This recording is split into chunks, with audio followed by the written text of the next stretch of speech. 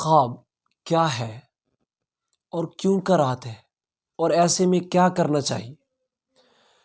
خواب ایک وہابی چیز ہے، قدرت کی طرف سے ہوتی ہے۔ جب انسان کی روح ان حواس خمسہ سے آزاد ہو کر عالم بالا کی سیر کرتی ہے اور وہاں پر اس پر مختلف حالات طاری ہوتے ہیں، کبھی وہ خواب کی شکل میں بھی تمکن پذیر ہوتے ہیں۔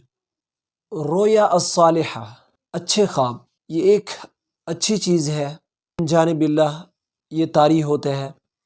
اور نبی علیہ الصلوۃ والسلام کی نبوت کی ابتدا میں آپ علیہ الصلوۃ والسلام کو سچے خواب آیا کرتے تھے۔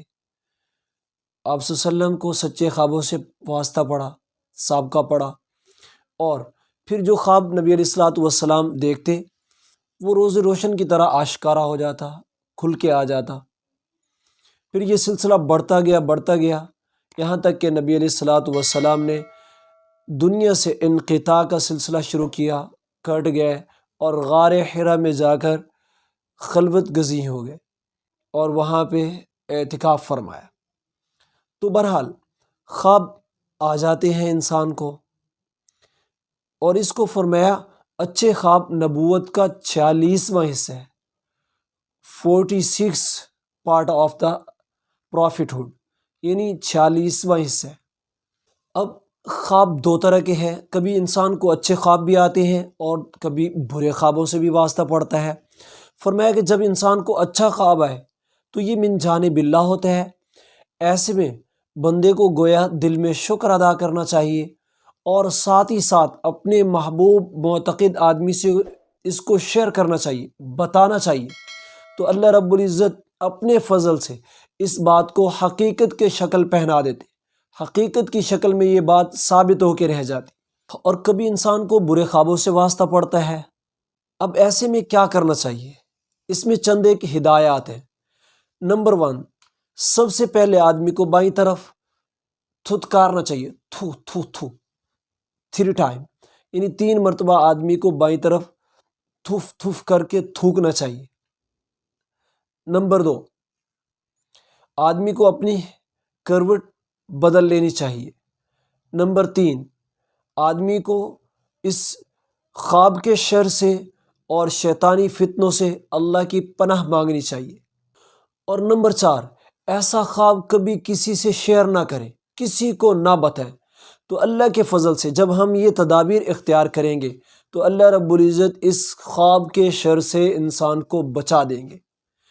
اگر کسی کو ایسے خواب سے واسطہ پڑے تو ہرگز ان تدابیر کو نہ بھولے۔ جب ہم ان پہ عمل کرتے ہیں، جیسے فرمایا کہ صدقہ انسان کے جان کا بھی تحفظ ہے، مال کا بھی تحفظ ہے، اور دفع بلیات بھی ہوتا ہے، اس سے مصیبتیں ٹل جاتی ہیں بعینی ہی۔ ان تدابیر کو اختیار کرنے سے انسان اس خواب کے شر سے بچ جائے گا۔ اور یاد رکھیے، خواب میں شیطانی تصرفات عام طور پہ ہوتے ہیں۔ کبھی شیطان آپ کو دکھاتے ہیں کہ سر کٹا پڑا ہے آپ کا، کبھی دکھاتا ہے کہ آپ کسی اونچی جگہ سے گرے اور ہلاک ہو گئے۔ عجیب و غریب کہانیوں میں ڈال کر، خوابوں میں ڈال کر ڈراتا رہتے ہیں۔ یہ شیطانی اثرات ہوتے ہیں، اس سے اللہ کی پناہ مانگنی چاہیے۔ اعوذ باللہ من الشیطان الرجیم، یا تعوذ کی، استعاذہ کی جو دعا آتی ہو وہ پڑھیں۔ اور دوسری طرف آگے بڑھتے ہوئے سم ٹائم یہ کیا چاہ رہا ہوتا ہے شیطان کہ انسان کو خواب کے اندر کوئی بری چیز دکھائی، کوئی ایسی صورت دکھا دی، انسان کو احتلام کی جو ہے نا وہ مصیبت میں مبتلا کر دیا۔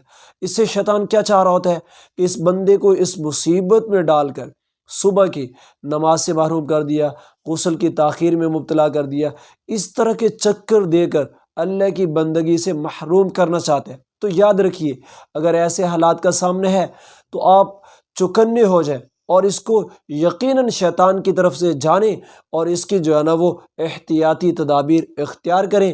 انشاءاللہ اللہ رب العزت ان شیطانی اثرات سے آپ کو محفوظ فرمائے۔